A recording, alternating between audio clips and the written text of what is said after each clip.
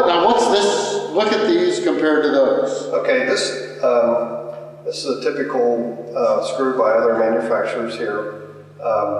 Some have washers, some don't. This screw is a screw bolt manufactured by Butler and has a nice looking Torx head on it. And also it has a washer, real nice washer. And those have the same purpose but different buildings. Yes, yeah, okay. Yeah. Now the Butler, every building I put up with you has the heavy gauge siding. A lot of the other manufacturers, depends on what you order, but you seem to order the heavy gauge each time. This works very well with the heavy gauge. Now this, on a heavy gauge, may not have enough surface to pull it in without pulling through. But as you can see the difference is, it's quite attractive actually, the Butler screw compared to the typical self-drilling screw. Okay.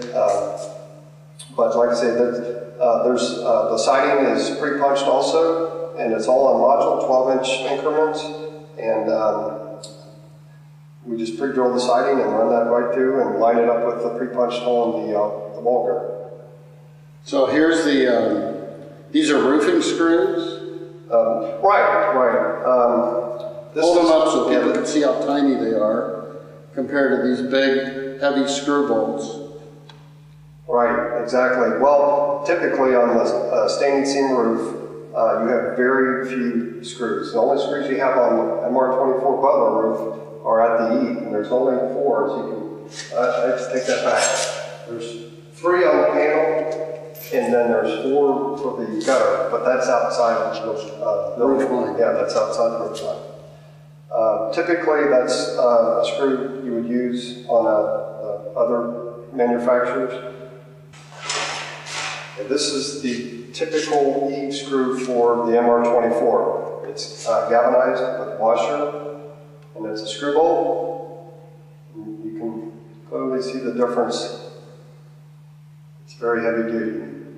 Now, the holes are already drilled, so you don't have to worry about breaking the heads off. They'll line up with the holes, screw it in, snug it down, and you're ready to go.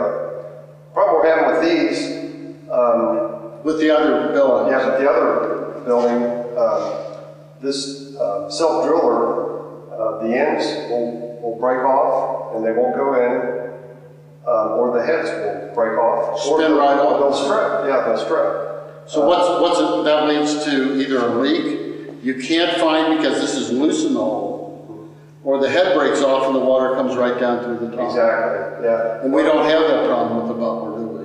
No, like I said, these won't break, they won't strip. It's all pre-punched, so the hole's already drilled. You just run it in there and snug it down and go to the next one. Okay.